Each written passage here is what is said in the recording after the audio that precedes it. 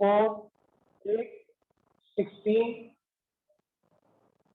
32, ये सीक्वेंस होगी हमारे पास। ठीक है, अब आप ये चेक करें कि क्या ये ज्योमेट्रिक प्रोग्रेशन है भी या नहीं, कर लेते हैं चेक। और वो कैसे होगा, हम आर निकाल के देखते। 4 डिवाइडेड बाय 2 से भी 2 आंसर आ रहा है, 8 डिवाइडेड बाय 4 से भी 2 आंसर आ रहा है, 16 डिवाइडेड बाय 8 से भी 2 आंसर आ रहा है। तो कंफर्म हो गया कि ये एक ज्योमेट्रिक प्रोग्रेशन है और जिसका आर 2 के इक्वल है। अब हम इस जानते हैं कि इसका n1 है, इसका n2 है, इसका n3 है, इसका n4 है, इसका n5। अब जो सबसे पहला है, फर्स्ट है T1, वो 2 है, और जो दूसरा है T2, वो जरा गौर करें कि वो 4 आ रहा है। और वो 4 कैसे आ रहा है कि कॉमन रेशियो इस A से मल्टीप्लाई हो रहा है, क्या नहीं हो रहा, आप देखें, यानी A is multiplied by the common ratio, तो आंसर आ रहा है 4। अब T3 क्या चीज, जो 8 आ रहा है, ये 4 को 2 से मल्टीप्लाई करके आ रहा है, लिहाजा एक सेंस स्टैब्लिश हो रहा है। उस सेंस को मैं आपको दिखाता हूं कि T1 अगर A है तो T2 जो है वो AR है, और T3 AR स्क्वायर है, और T4 AR क्यूब। अगर आप नहीं मानते तो मुझे बताइए, मैं आपको दिखा देता हूं कि ये जो मैं लिख रहा हूं एग्जैक्टली यही यहां पर हो रहा है। पहले आप मुझे बताएंगे, वरना मेरा टाइम बचेगा, मैं आगे बढ़ जाऊंगा। कोई आदमी रिप्लाई करो। क्लियर है सर? जी सर, नहीं ठीक है सर, सर, सही है, समझ में आ गया। ठीक है, अब आप कल की तरह चेक करें। जब यहाँ पर 3 है तो यहाँ 4 है, जब यहाँ 2 है तो यहाँ 3 है, यहाँ 1 है तो यहाँ 2 है, एक कम है तो यहाँ 4, यहाँ से कम। तो आगे जाकर Pn में क्या होगा, कोई बताओ। -1। n-1, Pn is equals to AR n-1। 4 से 3, 3 से 2, 2 से 1, 1 से 0, तो जब n होगा तो n-1 हो जाएगा। और ये है वो एस्टैब्लिश्ड मैथमेटिकल फॉर्मूला जो ज्योमेट्रिक प्रोग्रेशन के सिलसिले को डिफाइन करता है कि इसका हर नंबर इस स्ट्रक्चर पर चल रहा है, ARn-1। अगर किसी को यकीन ना आ रहा हो तो उसके लिए एक एग्जाम्पल मौजूद है। हम n4 की बात कर लेते हैं, और इस फॉर्मूले में इस सीक्वेंस से जो भी वैल्यूज हैं वो इस फॉर्मूले में रख के देखते हैं, और अगर हमारा आंसर 16 आ गया तो हम एक मैथमेटिकल प्रूफ मिल जाएगा हमें। तो n की जगह 4, बिकॉज 16 का n 4 है, a की जगह 2, r हम निकाल चुके हैं 2, n की जगह 4 -1 सॉल्व कर लो, 2 2 टू द पावर 3, और यहाँ हो गया 8 8 टू द 16। यस, मुबारक हो आपको।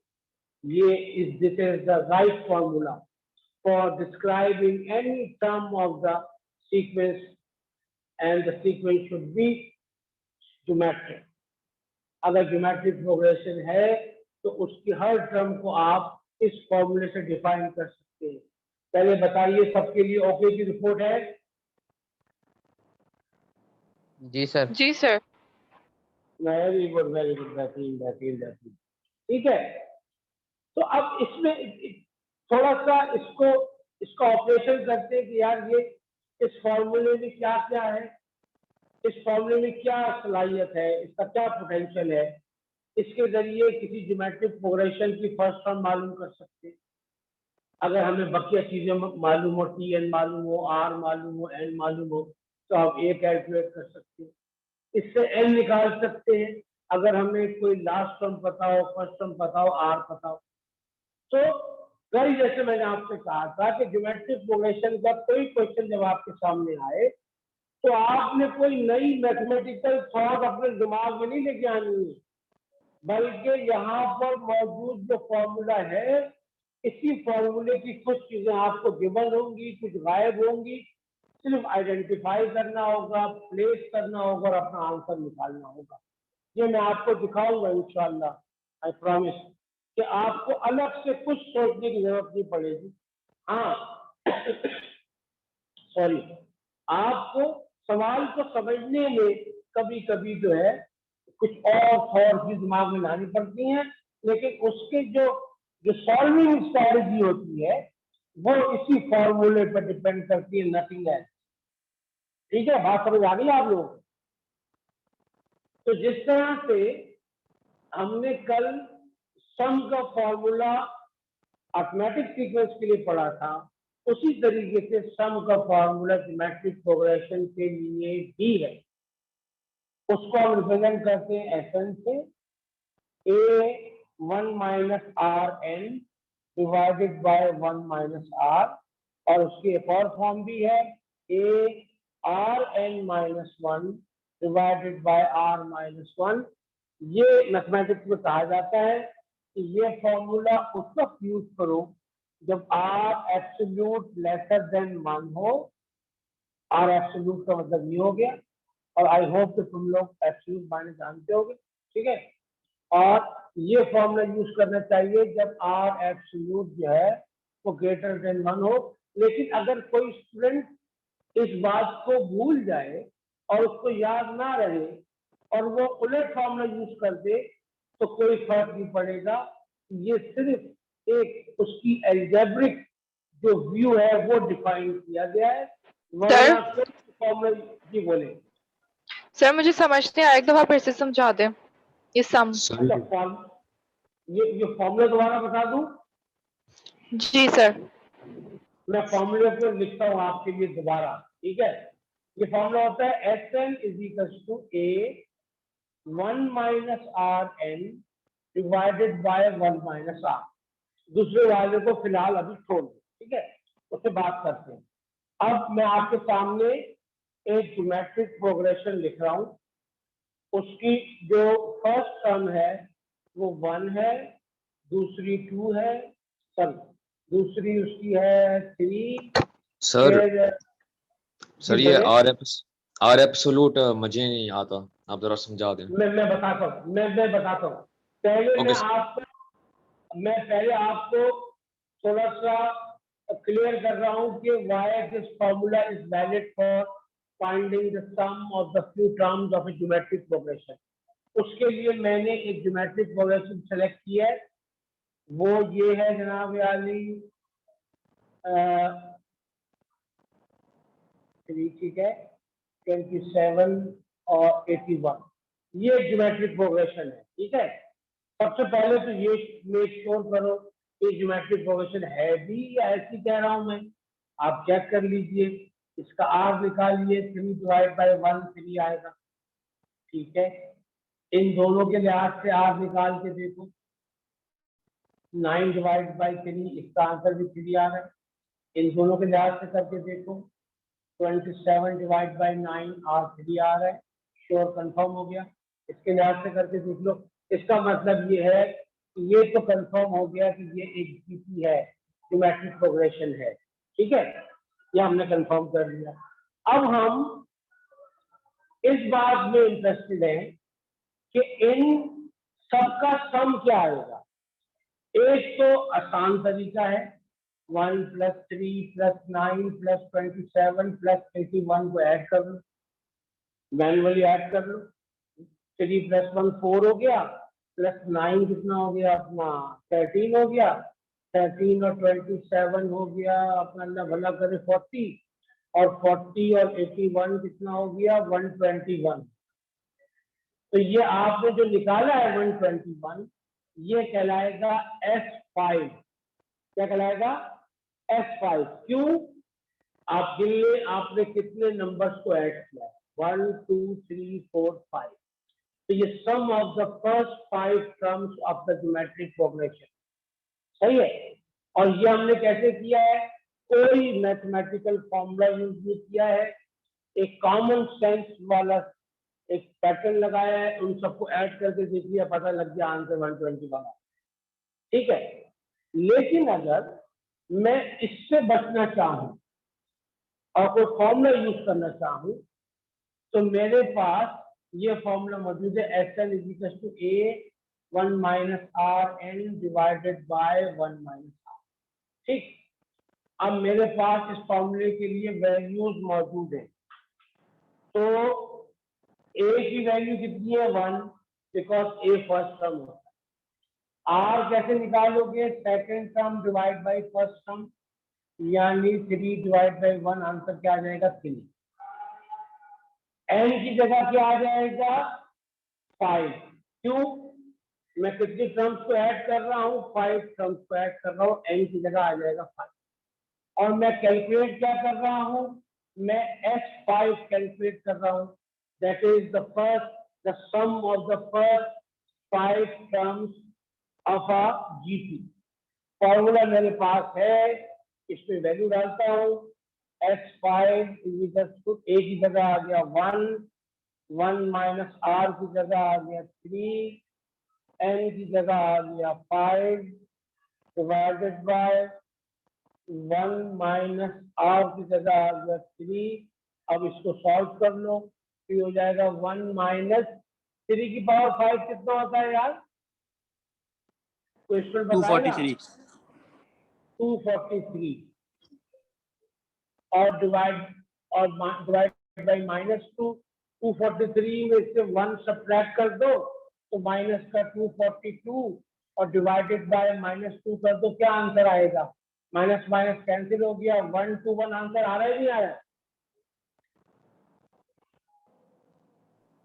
जी सर आ रहा है।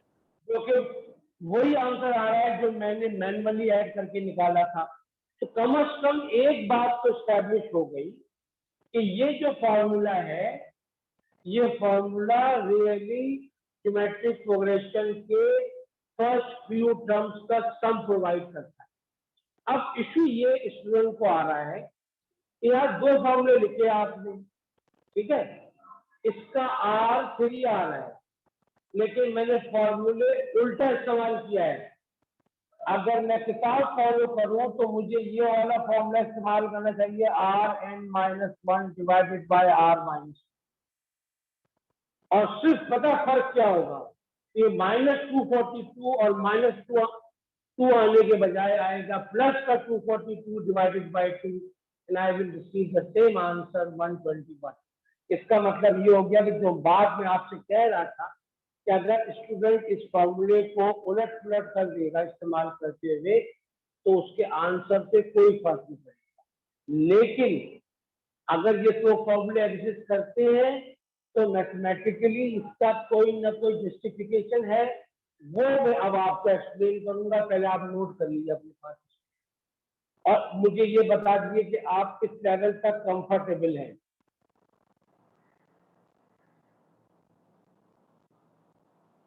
Yes please. जी सर क्लियर है। जी सर क्लियर है। ओके, अब हम आ जाते हैं उन दो सवालों पर। उस एक सवाल पर कि यार ये एब्सोल्यूट वैल्यू का चक्कर कहाँ से ले आए, जी ठीक सर। है सर?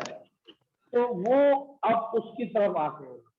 सबसे पहले हमें समझना पड़ेगा कि मैथमेटिक्स में एब्सोल्यूट वैल्यू का कॉन्सेप्ट कैसे एस्टैब्लिश हुआ, क्यों इस तरह सोचना शुरू किया।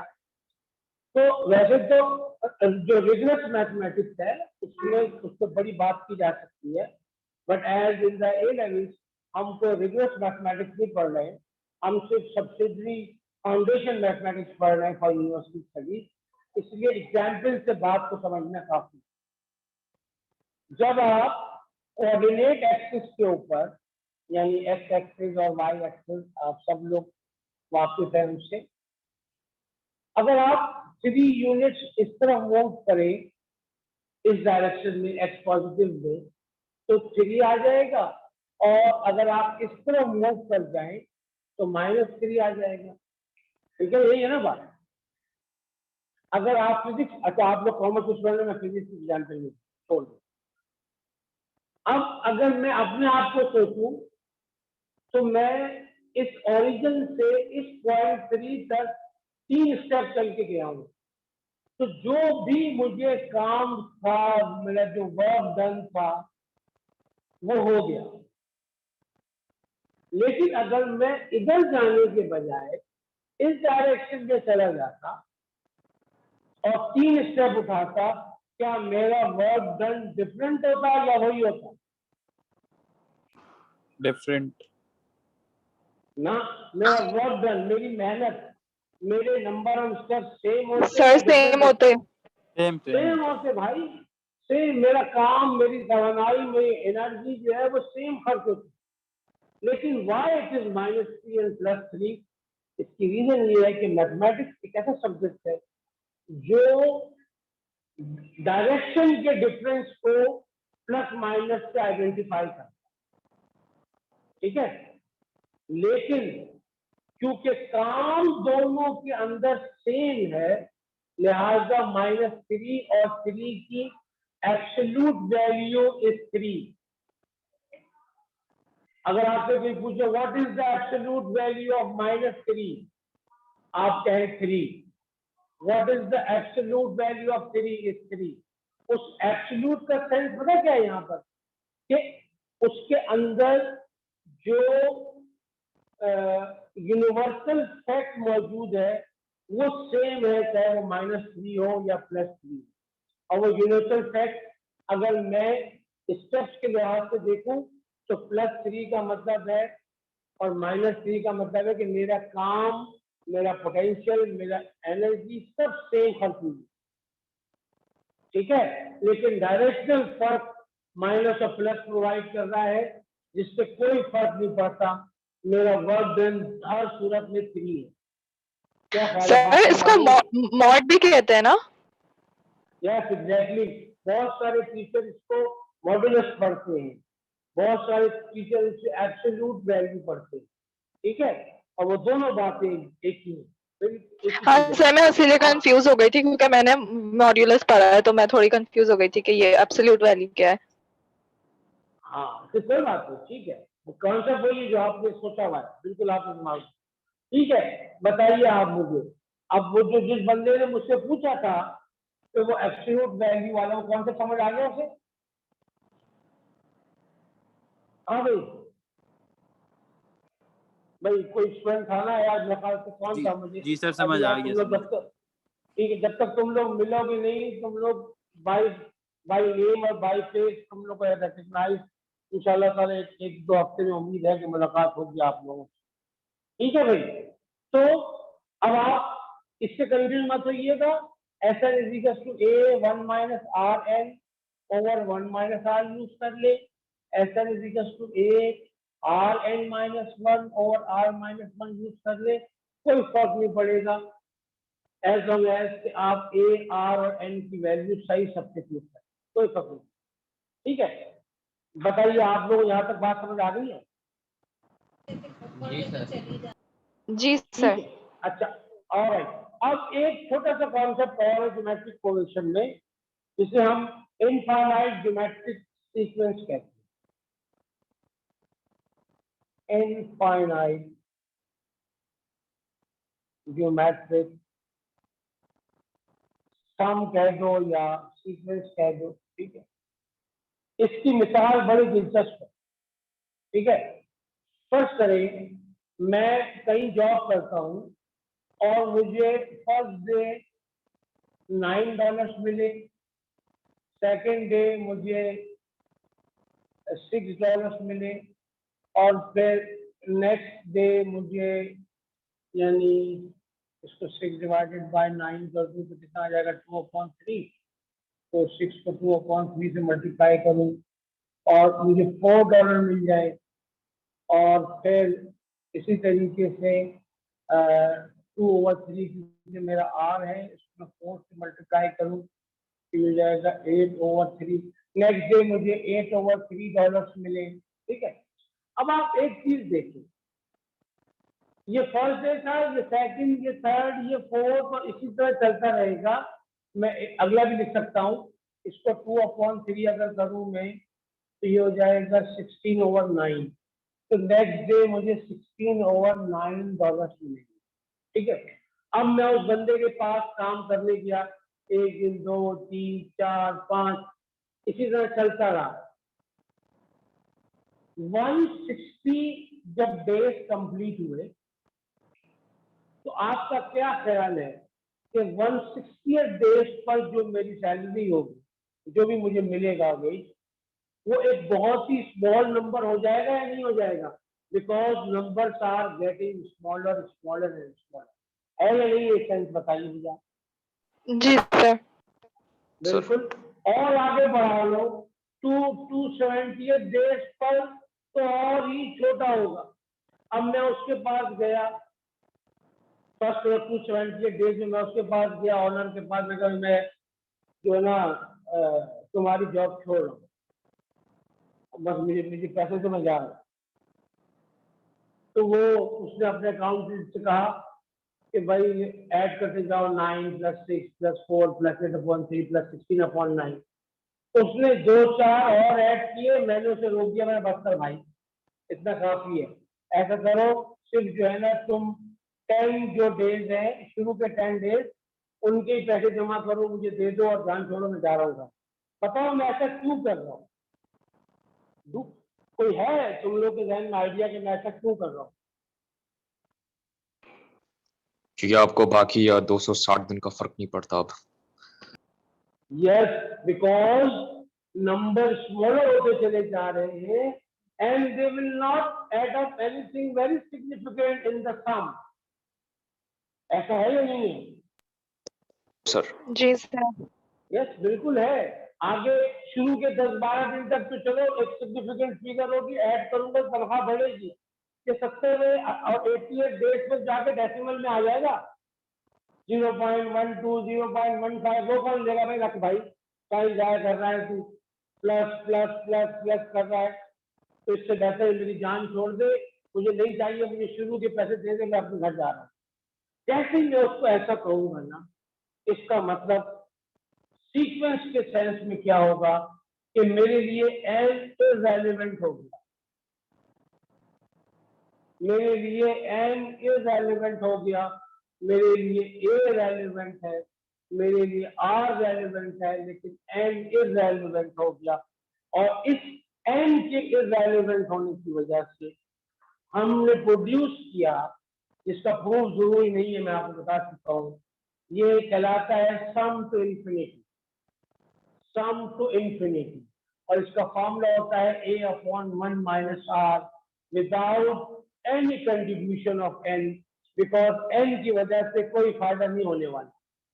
इन्फिनिट n की वजह से मुझे सैलरी कुछ नहीं मिलने वाली ज्यादा, तो जो शुरू के नंबर है बस वही फायदा पहुंचाएंगे। तो आप देख ले, इसे हम कहते हैं S इंफिनिटी, या इसको हम कहते हैं सम टू इंफिनिटी।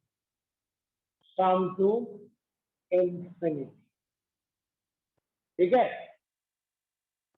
और ये जब कहा जाता है सम टू इंफिनिटी, तो इसका मतलब ये है, मेरी मिसाल ले लो, जब इसकी 10th बिलियन जो टर्म आएगी, वहां इतना स्मॉल नंबर होगा कि वो इसमें ऐड होकर कुछ नहीं करेगा, कुछ भी नहीं करेगा उस समय। तो एन को आप हटा दो, बस ए और आर पर चलो, और ये फॉर्मूला बन गया उसका एस सम टू इंफिनिटी का। अब जिस क्वेश्चन के अंदर, लेकिन एक बात याद रखिएगा कि आर ऑफकोर्स वैसे ही कैलकुलेट होगा, second term divide by first term, और ए ऑफकोर्स वही मतलब है उसका, दैट इज फर्स्ट, और एस का मतलब है सम टू इंफिनिटी। और एन क्यों हट गया? इसलिए मैंने आपको एग्जाम्पल दे दिया। आई होप कि तुम लोग तक बात पहुंच गई, समझ आ गई बात? ठीक है, यस स्टूडेंट जी बताइए। Sir. Okay, this is sum to infinity. तो ज्योमेट्रिक प्रोग्रेशन के अंदर 3 फॉर्मूले हो गए, सम का हो गया, सम का हो गया, सम टू इंफिनिटी का हो गया।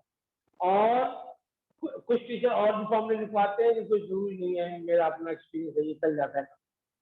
लेकिन कोई कंफ्यूज मत होना, यानी कोई ऐसा फॉर्मूला नहीं मैं मिस कर रहा हूँ जिसके जो डेफिनेशन को फॉलो कर रहा है और मैं छोड़ दिया। अपनी आसानी के लोग बना लेते हैं, वो उसके बगैर सारे क्वेश्चन सॉल्व हो जाते हैं। यस, तो ये जनाब एक्सप्लेनेशन आपकी पूरी हो गई of the 2 sequences, arithmetic and geometric, और सम टू इंफिनिटी भी हो गया। अब मैं आपको कुछ इजी क्वेश्चन जो हैं उसकी पिक्चर या एक बात बताएं, वेज वाले गूगल क्लासरूम यूज कर रहे हैं? जी सर। अच्छा, तो मैं थोड़ा सा इस हवाले से पीछे रह गया हूँ, थोड़ा सा मैं उसको इफेक्टिवली यूज नहीं कर पाया, लेकिन आई विल डू दैट इंशाल्लाह। ठीक है, मुझे समझ सर आना तो शुरू हो आप गया कि उसको अपने हाँ गूगल बोलिए। क्लासरूम का लिंक हमें भेज दीजिएगा, तो फिर हम लोग वो ज्वाइन कर लेंगे, आप उधर अपलोड कर दीजिएगा। बेहतरीन, सही है। तो फिलहाल ऐसा करते हैं, क्योंकि मैं अभी इसको लर्निंग प्रोसेस में हूँ, क्योंकि मैं 2 साल तक कल्याण में पढ़ाया है, लेकिन जूम पे पढ़ाया है और प्राइवेट स्टूडेंट्स को पढ़ाया है, तो मेरे पास जो है ना कोई इस तरह का फॉर्मल कोई नहीं था कि क्लासरूम यूज हो रही है, गूगल क्लासरूम और फला और जमा का। लेकिन अब मैंने शुरू किया है तो मैं समझ गया हूँ, यानी मुझे आइडिया हो रहा है कि काम कैसे करना है। तो फिर मैं इंशाल्लाह ताला एक आध दिन में आप लोगों को वो गूगल क्लासरूम पर जो भी चीजें हैं ना, जैसा आप मुझे बता रही हैं, तो वो मैं करता हूँ इंशाल्लाह। ठीक है, अब एक और डिस्कशन बाकी था, वो मुझे सवाल देख के याद आया। ठीक है, अब मैं आपके सामने 2 सीक्वेंस लिख रहा हूँ। ठीक है, 1, 4 और 7, 11 और 14 और इस तरह से 100। ठीक, और दूसरी सीक्वेंस है सपोज 2 और 6 और 18 और 4 आ जाएगा यहाँ पर, 54, ये एक सीक्वेंस। अच्छा, पहले आप ये बताइए कि क्या आप आइडेंटिफाई कर सकते हैं कि इनमें से कौन सा एपी है, कौन सा जीपी है? हाँ, ये वाली कौन सी है ऊपर जो है? सर पहले एसी है। हाँ, क्योंकि सब में डिफरेंस 3 का है। ठीक है, सेम डिफरेंस है, इट मीन्स ये एपी होगा। और यहाँ पर कॉमन रेशियो है, यानी 6/2 और 18/6 और 54/18, सबका आंसर जो है वो सेम है, दैट इज 3। ठीक, तो ये जीपी हो गई। अब एक वर्ड यूज होता है अर्थमेटिक सीक्वेंस और ज्योमेट्रिक प्रोग्रेशन क्वेश्चन में, उसके लिए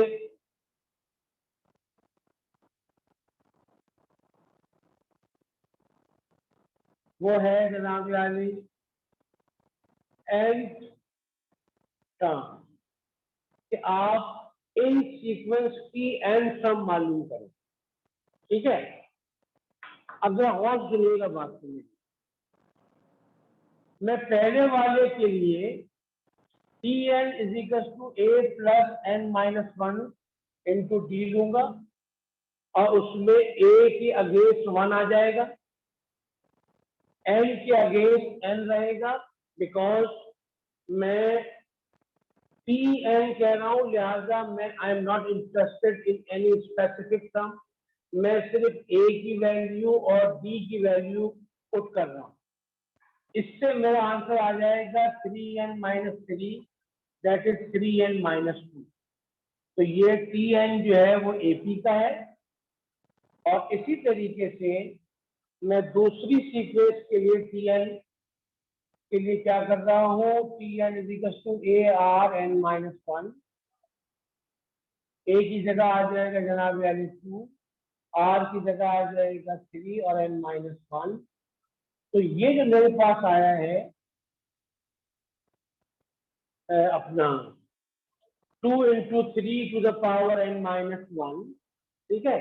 इसको अगर मैं थोड़ा सिंप्लीफाई करूं तो ऐसे लिख सकता हूँ, जरा देखिए, इसे मैं 3 की पावर n डिवाइडेड बाय 3 लिख सकता हूँ, क्या ख्याल है, बताओ। क्योंकि जो n-1 पावर है वो अलग, अगर मैं उसको आइसोलेट कर दूं, एक 3 पे n आ जाएगा और एक 3 पे -1 आ जाएगा, फिर -1 की वजह से ये डिनोमिनेटर में आ जाएगा, तो 2/3 3 की पावर n ऐसे भी लिख सकते, या वैसे भी छोड़ सकता। अब आप मुझसे सवाल ये करें कि ये जो आपने बनाया है 3n-2 और ये जो बनाया 2/3 3n, इसका इसके साथ क्या लिंक है, ये सवाल बनता है, ये बनता है, बोलिए आप लोग, ये सवाल जी सर, बनता बनता है। है। अच्छा, अब मैं आपको जवाब देता हूँ, आप खुद जवाब ढूंढने की कोशिश करें। n की जगह कोई वैल्यू रखो, मिसाल के तौर पे n की जगह 4 रखो, यहाँ पर क्या आंसर आएगा, 3 × 4 कितना हो गया, 12, 12, और -2 क्या आंसर आएगा, 10, 10 यहाँ पर है कहीं, ये 10 ही तो होगा, ये मैंने गलत देख दिया, तो 3 का डिफरेंस है ना, तो 4 - 1 3, 7 - 4 3, 10 - 7 3। सर तो वो जब 13 हो आप यहाँ जाएगा, पे ऊपर 14 के बजाय। और यहाँ हो जाएगा 13 बजे, तो जज्बात में लिख दिया था, ठीक है। अब यहाँ 5 रख के देखो क्या आंसर आएगा, 3 × 5 = 15 - 2 13 आंसर आ रहा है, नहीं आ रहा है। आप इस पे 2 रख के देखिए, 3 × 6 - 2 4 आ रहा है, ठीक है। तो इसका इससे कोई लिंक नजर आया आपको, जी सर। ये 3n-2 is the nth term of this AP, and what it will do for this sequence कि आप सिर्फ n यहाँ रखें और आपको पता लग जाएगा कि उस पोजीशन पे कौन सा नंबर आए। ये 5 तो हम लिख चुके हैं ना, आप n की जगह 6 लिख दे, 3 × 6 = 18 - 2 16 आएगा आगे। आप n की जगह 10 रख दे, 10th टर्म आ जाएगी। आप n की जगह 70 रख दे, 70th टर्म आ जाएगी। तो s जो भी सॉरी जो भी फॉर्म किसी सीक्वेंस की किसी स्पेसिफिक टर्म को प्रोवाइड करने की सलाहियत या पोटेंशियल रखती हो, उसको nth टर्म कहा जाता है उस सीक्वेंस का। जैसे 2/3 3 की पावर n nth टर्म है इस जीपी का। हाउ, आप n की जगह 1 रख के सॉल्व कर ले, आंसर 2 आएगा। आप n की जगह 2 रख के सॉल्व कर ले, आंसर 6 आएगा।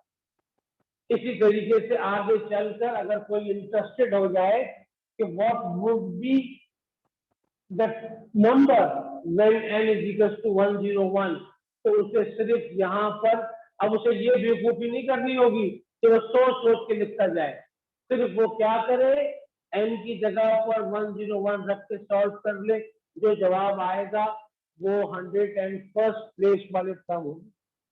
अब आपको सेंस समझ आया है इस टर्म का या नहीं? जी सर, क्लियर है।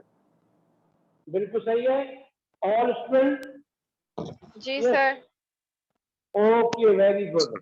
अच्छा जी, तो अब हम we are kind of equipped with the definitions, लेकिन जाहिर बात है कि सिर्फ डेफिनेशन से काम नहीं चलता मैथ्स के अंदर। क्रिटिकल थिंकिंग और कॉन्सेप्ट, ये सब जो है वो बहुत अहम चीजें हैं in order to solve question. तो मैं अभी सिर्फ ये डिसाइड कर रहा हूँ अपने बुकलेट से कि मैं तुम्हें किस क्वेश्चन से जो है शुरू कराऊं, ठीक है। और let me find something very easy जो आराम से हम कर सके। So we start with the question 40 of my booklet. इंशाल्लाह ताला जब आप लोग फेस टू फेस आएंगे तो प्रिंटिंग प्रोसेस में है आपकी बुकलेट, इंशाल्लाह मिल जाएगी आप। मैं दोनों S1 और P1 दे चुका हूँ मेल, ठीक है। बस वो ये लॉकडाउन शॉकडाउन खत्म हो जाए। तो बुकलेट का क्वेश्चन नंबर 40 है और क्वेश्चन में आपको पूरा डिक्टेट तो नहीं करवाता हूँ, सिर्फ खास खास बातें बता देता हूँ। तो कह रहा है the first term of a geometric progression is 12 and the second term is -6। एक जीपी के बारे में बात हो रही है, ठीक है। और क्या कहा जा रहा है कि उसका जो फर्स्ट टर्म है यानी ए उसका 12 है, ए फर्स्ट टर्म मीन्स ए, और उसका सेकंड टर्म यानी T2 जो तुम जानते हो मैं लिखवा के आया हूँ वो AR के बराबर होती ही होती है सेकंड टर्म। थर्ड टर्म होती है AR², फोर्थ होती है AR3, फिफ्थ होती है AR4। याद है या नहीं याद है बताइए पहले आप।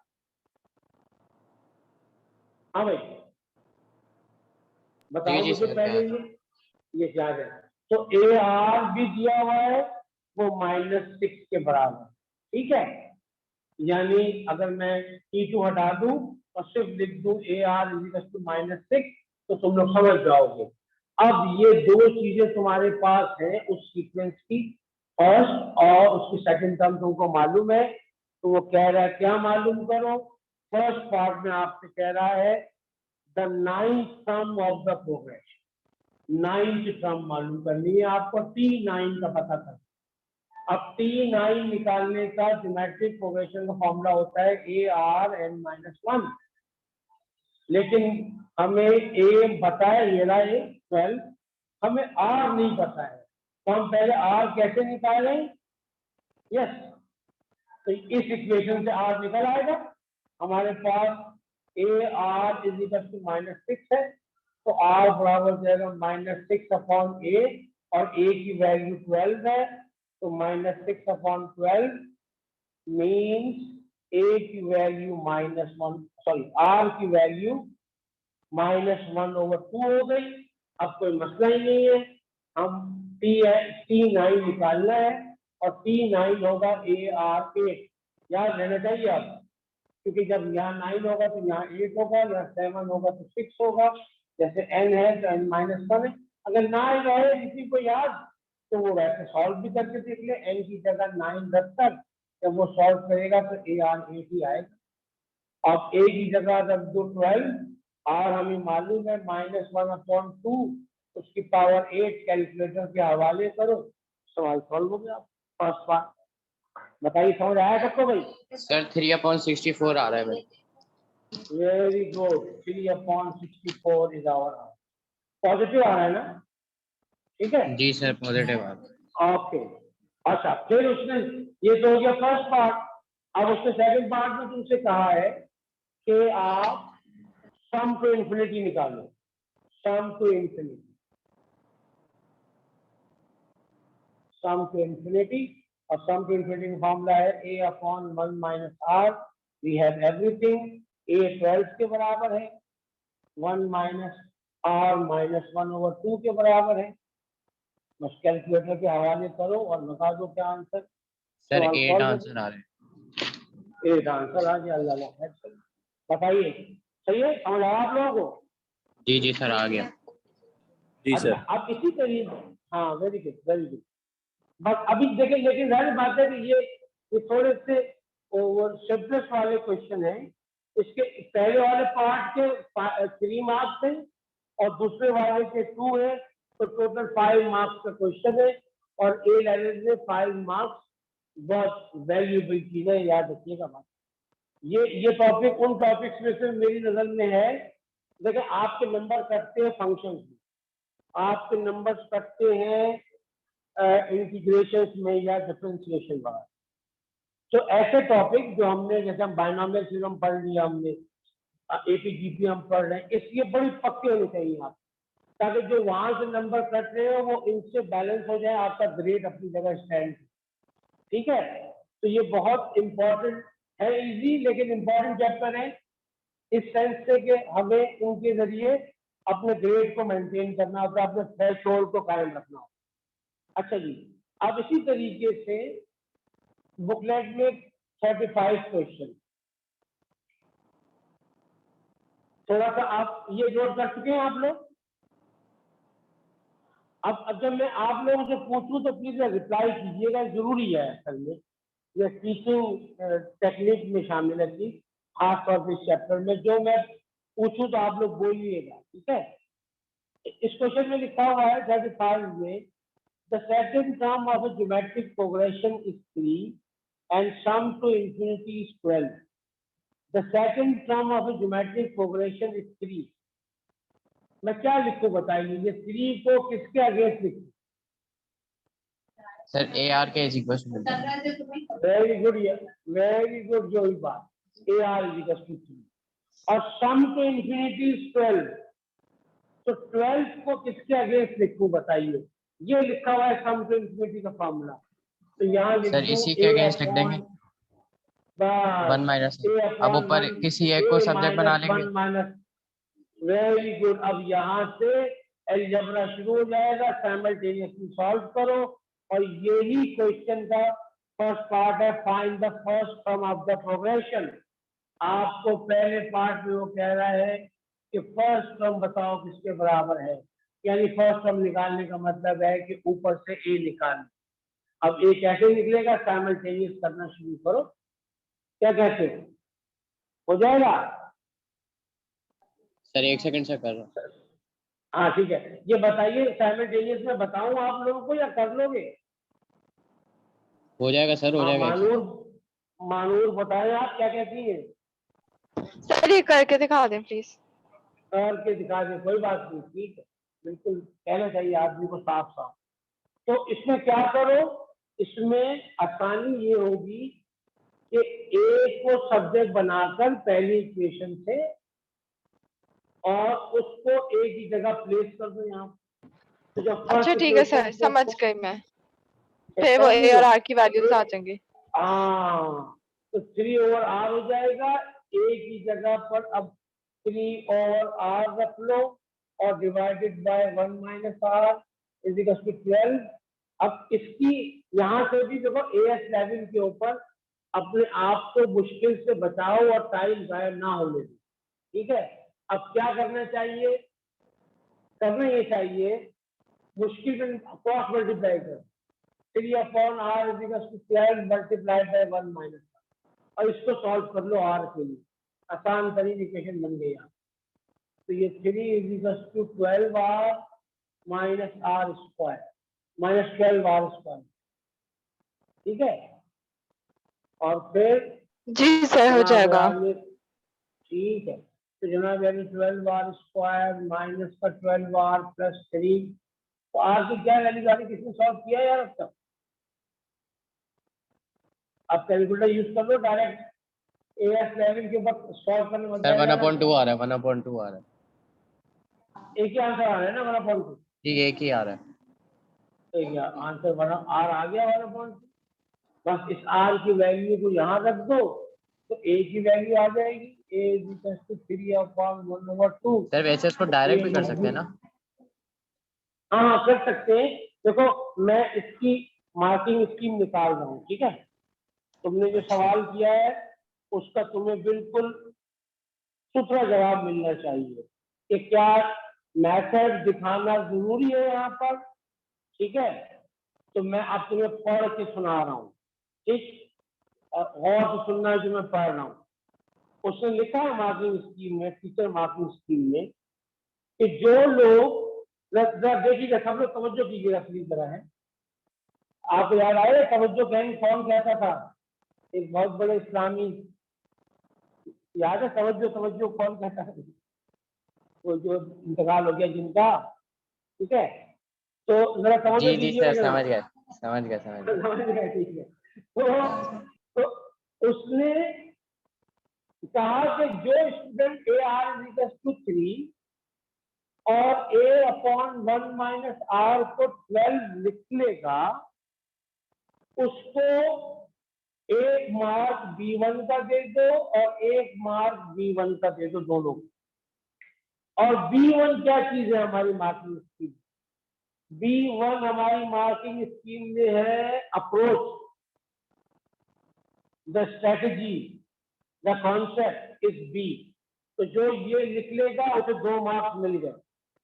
अब वो नीचे लिख रहा है कि solution of the simultaneous equation will provide a is equal to 6। यहां पर उसने 2 मार्क्स एलोकेट किए, एक M1 के नाम से और एक A1 के नाम।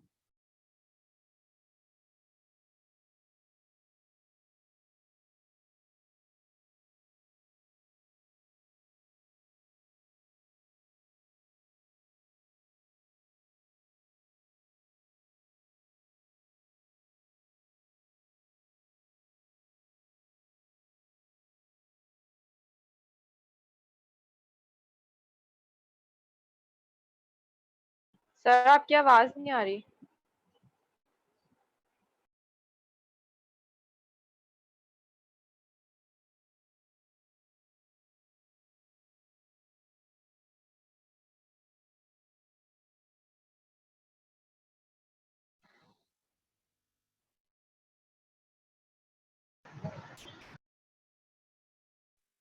हाँ सुन, आप लोग आवाज आ रही है मेरी? जी सर अब आ रही है। हाँ, तो क्या मैंने कोई मेथड लिखा या डायरेक्ट आर का आंसर दे दिया? नहीं लिखा मैंने मेथड। ये वाला मार्क्स M1 मेरा एट लिस्ट चला गया, पता है आपको? इसलिए कि वो मार्किंग स्कीम में कह रहा है नीड्स टू एलिमिनेट ए और आर करेक्टली। तो नहीं,